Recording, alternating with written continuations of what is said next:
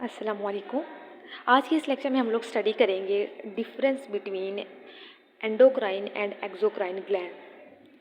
सबसे पहले हम लोग इनके मीनिंग देख लेते हैं ताकि आगे हमें समझने में आसानी हो। एंडो को सबसे पहले देखते हैं। Endo means within and crine means secrete और सेपरेट। ओके, दूसरी तरफ क्या है, एक्सोक्राइन ग्लैंड्स है। Exo mean outside and crine means secrete और सेपरेट। अब इनके डिफरेंसेस देख लेते हैं। सबसे पहला जो डिफरेंस है वो ये है कि endocrine glands are ductless gland, no ducts are attached to gland. मतलब ये इनके पास कोई डक्ट्स नहीं होती, ये डक्ट्स के बगैर जो ग्लैंड्स होते हैं उनको हम एंडोक्राइन ग्लैंड्स कहते हैं। दूसरी तरफ exocrine glands are duct gland, they are attached with a specific duct. अब ये इनका मेजर डिफरेंस है कि एंडोक्राइन ग्लैंड्स जो होते हैं उनके पास कोई डक्ट नहीं होती, बट जो एक्सोक्राइन ग्लैंड्स होते हैं ना उनके पास स्पेसिफिक डक्ट्स होती हैं।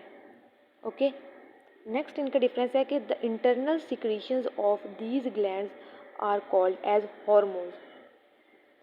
एंडोक्राइन की जो सिक्रीशन जो एंडोक्राइन ग्लैंड देते हैं उनको हम स्पेसिफिकली हार्मोन्स कहते हैं। ठीक है, हम उनको कुछ और नहीं कह सकते। तो जो भी सिक्रीशन एंडोक्राइन ग्लैंड्स देंगे, हाँ नाम डिफरेंट हो सकते हैं हार्मोन्स के, बट उनको हम हार्मोन्स ही कहेंगे। एक्सोक्राइन ग्लैंड्स में क्या होता है, the secretory products are enzyme, mucus and other substances. Other substances में क्या आता है कि हम स्वेट भी कह सकते हैं। स्वेट भी जो है ना वो एक सिक्रेटरी प्रोडक्ट है एक्सोक्राइन ग्लैंड की।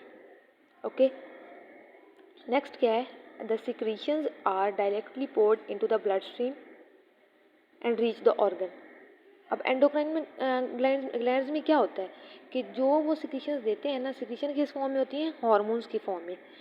वो हार्मोन्स जो हैं वो डायरेक्टली पोर्ड किए जाते हैं इनटू द ब्लड स्ट्रीम, क्योंकि उनके पास डक्ट्स तो होती नहीं है।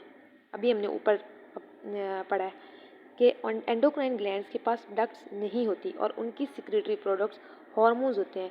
और यहाँ पे वो अगला डिफरेंस क्या बता रहे हैं कि वो जो उनकी सिक्रेटरी प्रोडक्ट्स हैं, हार्मोन्स हैं, वो डायरेक्टली जो है ना वो ब्लड स्ट्रीम में शामिल कर देते हैं। ठीक है, और फिर वो स्पेसिफिक ऑर्गन जहाँ पे भी उसकी ज़रूरत होती है, उसका फंक्शन होता है, वहाँ पे वो रीच कर जाते हैं। ओके, जबकि एक्सोक्राइन ग्लैंड्स में क्या होता है कि the secretions are release to outer surface of the body और to some internal organ through duct. तो इसके बारे में हमने यही पढ़ा है कि एक्सोक्राइन ग्लैंड्स जो हैं उनके पास डक्ट्स होती हैं और वो डक्ट्स के थ्रू ही अपनी सिक्रीशंस जो हैं वो देते हैं। तो यहाँ पे वो क्या कह रहे हैं कि वो अपनी सिक्रीशन या तो outside the body surface release करेंगे या फिर किसी भी इंटरनल ऑर्गन को देंगे, लेकिन थ्रू डक्ट।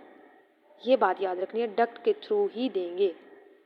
नेक्स्ट क्या है कि एंडोक्राइन ग्लैंड्स आर कॉम्प्लेक्स, ठीक है, while exocrine glands are simple. Complex का क्या मतलब है, इनके पास डक्ट्स नहीं हैं, ठीक है, और इन्होंने अपनी जो सिक्रीशंस हैं वो ब्लड स्ट्रीम में शामिल करनी है, तब जाके वो टारगेट ऑर्गन तक पहुंचेंगी। और ये सिंपल प्रोसेस नहीं है, इसमें एक हार्मोन रिलीज़ होगा, समटाइम उसको दूसरे हार्मोन को करवाना पड़ता है रिलीज़, फिर वो जाके आगे ब्लड में होता है शामिल। उसके बाद ये बहुत ही एक लंबा प्रोसेस है, उसके बाद जाके वो टारगेट ऑर्गन तक पहुंचेगा। ठीक है, तो ये सुनने में बहुत ही आसान लग रहा है, अगर मैं आपको यहाँ पे समझाऊंगी तो ये और भी ज़्यादा टॉपिक कॉम्प्लेक्स हो जाएगा। तो अभी फ़िलहाल आप यही याद रखें कि एंडोक्राइन ग्लैंड्स जो होते हैं जिनके पास डक्ट्स नहीं होती वो बहुत ज़्यादा कॉम्प्लेक्स होते हैं, जबकि एक्सोक्राइन ग्लैंड्स जो हैं वो सिंपल होते हैं। वो उनके पास तो डक्ट्स होती हैं, वो ग्लैंड से सिक्रीशन निकलती हैं सिक्रेटरी प्रोडक्ट्स, वो डक्ट के थ्रू दूसरे ऑर्गन में पहुंच जाती हैं, इसलिए ये सिंपल होते हैं। उसके बाद एग्जांपल्स इनकी देख लेते हैं जिससे आसानी होगी आपको याद रखने में, समझने में। Important endocrine glands are pituitary, thyroid, parathyroid, adrenal and sex glands. अब ये सारे जो ग्लैंड्स हैं ना, ठीक है, इनके पास डक्ट्स नहीं होती और ये अपनी सिक्रीशन हार्मोन्स की फॉर्म में देते हैं, इसलिए हम इनको क्या कह रहे हैं, एंडोक्राइन ग्लैंड्स।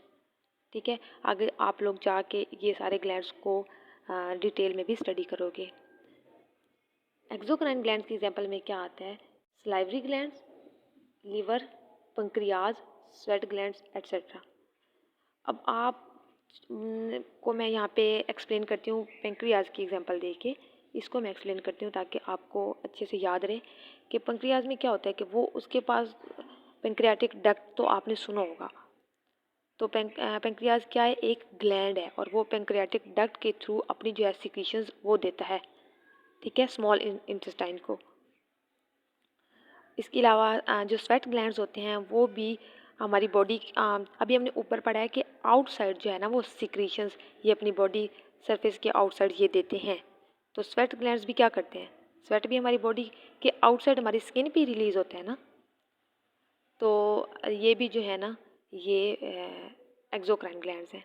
अब एक दफ़ा इस पूरे लेक्चर को रिवाइज कर लेते हैं कि एंडोक्राइन ग्लैंड्स क्या होते हैं, कि डक्टलेस ग्लैंड्स होते हैं, जबकि एक्सोक्राइन के पास डक्ट्स होती हैं। एंडोक्राइन की सिक्रीशंस जो होती हैं वो हार्मोन्स की फॉर्म में होती हैं और एक्सोक्राइन की सिक्रीशंस एंजाइम, म्यूकस और अदर सब्सटेंसेस की फॉर्म में होती हैं। एंडोक्राइन ग्लैंड्स जो हैं वो अपनी सिक्रीशन डायरेक्टली जो है वो ब्लड स्ट्रीम में शामिल कर देते हैं, जबकि एक्सोक्राइन ग्लैंड्स ऐसा नहीं करते, वो अपनी सिक्रीशन डक्ट्स के थ्रू जो है ना वो ऑर्गन्स को या आउटसाइड द बॉडी रिलीज़ करते हैं।